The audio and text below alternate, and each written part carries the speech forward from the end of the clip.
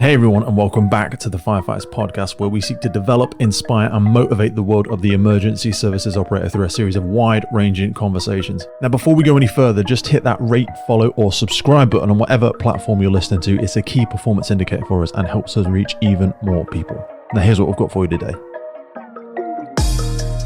Rolling out the end of another week. Hope you had a good one. I've been reflecting quite a bit this week on Monday. It was the 1st of September. On that day, I travelled to the National Memorial Arboretum in Staffordshire for the Firefighters Memorial Trust's annual service of Remembrance. I don't know if you're familiar with it. We're going to drop some links in here. It was a real honour to be there among colleagues, families, friends, standing together to remember those who made the ultimate sacrifice. Now, with a few days of distance from this, I feel even more strongly the significance of what we experienced and the responsibility that Remembrance carries. I think a lot of people have probably never been. I've been in the service nearly 2 decades, and honestly, I'd never been to that site and that remembrance. So I wanted to share some of it with you. So the Arboretum itself is a real place of peace. Acres of trees, monuments, memorials dedicated to service, sacrifice, duty. Walking around its paths, I spent a bit more time there just after the service closed. You can really feel that you're standing in a landscape shaped by memory. And when I arrived, there was already sort of a quiet buzz of people moving into different parts of it, moving into aspects, buildings, loads of firefighters in uniform, loads of chief fire officers, retired members, proudly wearing medals. There was a lot of families carrying wreaths and just general supporters of the fire service, including cadets and government individuals and unions and all sorts who had come to share in this act of remembrance. There was a dignity in the way that people kind of greeted each other, soft handshakes, quiet words, nods of thanks and recognition. We were all strangers in many cases, although I did see a lot of friends there, a lot of previous guests, future guests. But there's an unspoken bond, isn't there, in the fire service? You don't need to know someone's name to kind of know their heart and their values and their why, if you will. So at noon, service began. I heard words of reflection, prayer, of thanksgiving, and then came silence. That silence is always the moment that just hits the hardest, isn't it? The hall was just full of people, yet no sound, except perhaps the faint rustle of clothing. Nobody's phone went off, or sometimes like the sound of breath being held back when you hear that. That silence was literally alive with names, faces, memories, many of the things that we've covered on the podcast, really. It wasn't empty just because it was quiet, it was full. It was pregnant with meaning. It was full of grief, pride, and honour. And it kind of reminded me once again that remembrance, it's not just about history, remembrance, Well, it is, but it's about people, real stories, real families, real impact, who gave absolutely everything. I want to share one particular thing that really hit hard for me during this service. There was a poem that was read. It was one of the most powerful parts of the day for me. I've always been a big lover of poetry, and I want to share it with you now if you'll humour me. It was called Fallen in the sort of script in the book that we were all given, but I found it online. It's actually called Brother When You Weep For Me, under a different name, and the author's actually unknown. So I always love trying to give credit, but couldn't find it on this one. So, brother, when you weep for me, remember that it was meant to be. Lay me down, and when you leave, remember I'll be at your sleeve. In every dark and choking hall, I'll be there as you slowly crawl. On every roof in driving snow, I'll hold your coat, and you will know. In cellars hot with searing heat, at windows where a gate you meet, in closets where young children hide, I'll be there at your side. The house from which I now respond is overstaffed with heroes gone. Men who answered one last bell, did the job, and did it well. As firemen, we understand that death's a card dealt in our hand. A card we hope to never play, but one we hold there anyway. That card is something we ignore as we crawl across the weakened floor. For we know that we're only a prayer for anyone that might be there. So remember, as you wipe your tears, the joy I knew throughout the years. As I did the job I loved to do, I pray that thought will see you through. I couldn't find the author for that. Sorry, several places I found it stated it unknown. If somebody knows who that is, please let us know. I want to give credit to those beautiful words. Hearing those words spoke in that room with the families and firefighters all around, some of whom had recently lost people, it was pretty overwhelming, to be honest. It gave voice to the very people we'd gathered there to remember. It kind of captured the pride, the risk, and the deep love of the job that every firefighter understands. I know that poem's written with some older terminology around firemen and things like that. Take the words for what they are and what they stand for all people responding as firefighters. It reminds us that even in sacrifice, there is a huge amount of meaning. After the service that we did indoors, we made our way out to the Firefighters Memorial Garden. We did a little post about captured a little bit of video there with respect. That walk felt almost like a mini pilgrimage. We left the shelter of the building, stepping into the open. It rained heavily, which was very relevant and pertinent, but it rained only briefly, almost to let us breathe, if you will. And then we stepped into the open, moved towards the monument that bears so many names. The garden is honestly a place of beauty and peace. It's massive if you get a chance to go. The Fire and Rescue Service monument stands really prominently. It looks beautiful. It's carved with dignity, surrounded by trees, sky, people of purpose and meaning and respect. It really does command attention, but it also offers like a strange comfort, even though it's a hard block of granite or whatever it is. It's the kind of peace where you feel yourself in that place. You can lay down a burden or whisper a prayer or whatever your process is. And again, the rain just was so on point. The wreath laying followed one by one. Each wreath was placed. There was family members, cadets, government people, HMI people, senior officers from many services. Placed them carefully down at the monuments. Each one represented love, loss, memory, honour, and the promise that we will not forget.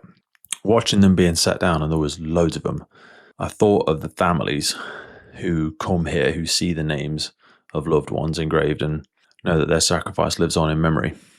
And there were some families there that day who had lost people that year. For us in service, standing shoulder to shoulder, it was a stark reminder. Every one of those names is a colleague, could have been a colleague that we knew, could be a colleague we know in the future, a friend, could have even been us.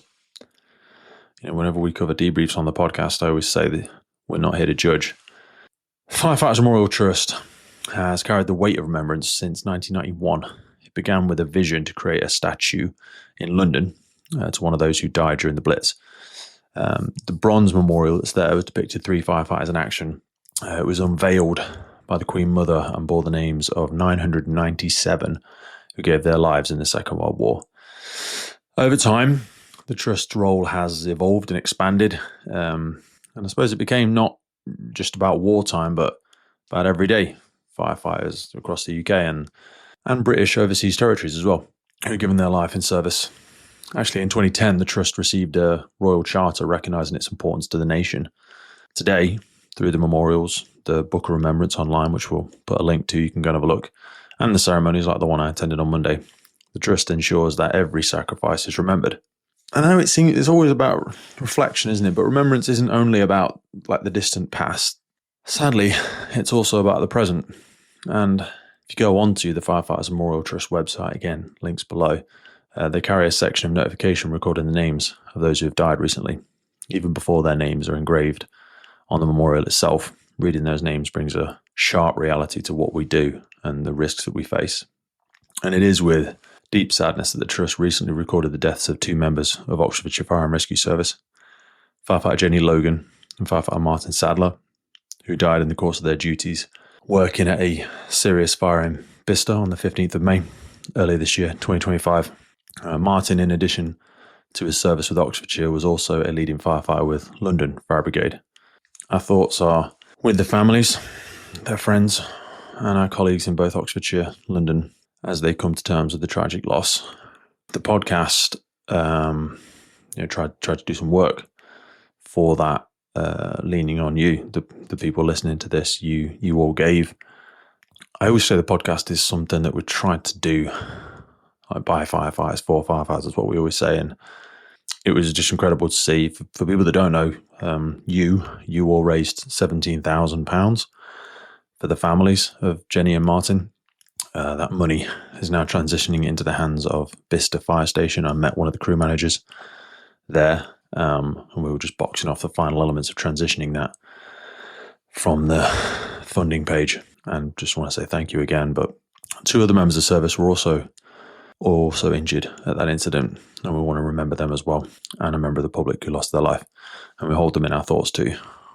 And they're not alone. Just reflecting back on the website again, alongside them, Trust recently recorded other names not yet placed on the memorial, to my knowledge, but already inscribed in the Book of Remembrance. Firefighter Josh Gardner of Bin West Wales, who died in September 2019.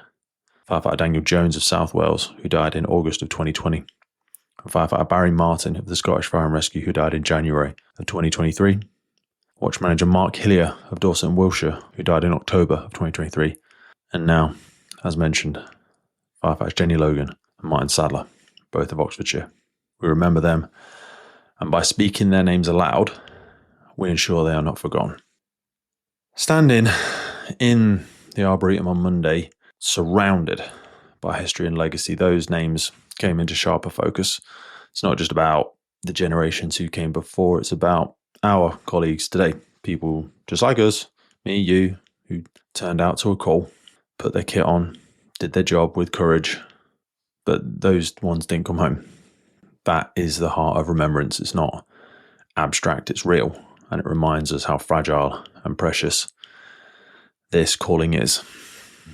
For me personally, after nearly 2 decades soon in the fire service, it really hit home. We all know the risks, but we took them away so that we can keep moving, keep working, keep responding, keep going out on the trucks. But moments like Monday really force you to pause. They bring those risks out into the naked open, and they remind you just how much we depend on each other. They remind you to value the people you serve alongside and really value them, please. And hopefully they remind you of the families who wait at home for them, whose courage is different to ours, but just as profound. I want to add in another poem, because that's what I'm like. This one wasn't read there. It's from a previous guest, episode 299, if you want to go back again. This, again, wasn't read at the memorial, but I think it's very fitting. So with his blessing, I want to share it with you again now before we wrap this episode up. It's called The Firefighter's Call. It's not for fame or fortune that most deem necessary. Now I invest to don the crest for work less ordinary. Nor be it want of medals, cap or polished shoes, but a calling to help others who have everything to lose. To face hell's dancing angels and suppress them with each stride. To search resolve from deep within as loved ones weep outside. To stand with pride and dignity when comrades we remember, be it pipe's lament that fills sad air or silence in September. And may those names that have been etched in brass or granite stone haunt me in the darkness so I never fight alone. And if a colleague's head hangs low from tasting tragedy, let me offer up my shoulder for them to lean on me. For when amazing grace is played, alas for none but me, lower the flag but raise a glass, for I'm not far from thee. I'm gathered with the old flames, looking down from God's great height, on call to aid if needed, to join you in the fight. And again, that was Gerard Devine, poem called The Firefighter's Call, episode 299, if you want to go back and have a look. So, remembrance isn't about being stuck in the past. It's not about me being stuck in Monday. It's about shaping the way we live and serve today. Those names, etched in stone, as Gerard's words, read aloud in ceremonies listed on the Trust pages, they are lessons as much as they are memorials. They challenge us to train harder, to lead with integrity, to look out for each other, to support our families, and to carry ourselves with the same courage that defined their service, their career, their lives. To forget would be to waste their sacrifice. To remember it is to carry them forward. So, as I close this reflection kind of at the end of the week, I honestly carry with me some images that I will not forget. The silent walk into the garden, the wreaths laid at the Remembrance, the poem that gave voice to the fallen, and the names, both historic and recent, that remind us of the ongoing cost of service. The Firefighters Memorial Trust keeps that promise of remembrance alive, and we as members of this fire service family have a duty to do the same. So to Firefighter Jennie Logan, to Firefighter Martyn Sadler, to Firefighter Josh Gardner, to Firefighter Daniel Jones, to Firefighter Barry Martyn, to Watch Manager Mark Hillier, and to every firefighter named on that memorial, and to those whose names will be added. We remember you, we honour you, and we promise you will never be forgotten. Thank you for joining me on this episode. Please go and have a look at the Memorial Trust, and I'll see you next time. Well, that's it for today, folks. Hope you took a lot away from that episode. We started the Firefighters podcast to develop, inspire, connect, motivate, represent, and most importantly, celebrate the world of incredible emergency services operators and the wider sector through this series of wide-ranging conversations. We really love creating this podcast and bringing it to so many people. Did you know you can also find these on YouTube? We do a lot of video podcasts now. You can head over to our YouTube page and follow, subscribe there. And as a final ask from us, whatever platform you're on, please rate the podcast. It really helps us as a key performance indicator to reach more and more people. I've been your host, Pete Wakefield. This has been the Firefighters Podcast. And wherever you are in the world, please stay safe, be happy, live with intention, and where possible, please remember and support your firefighters and first responders. I'll see you next time.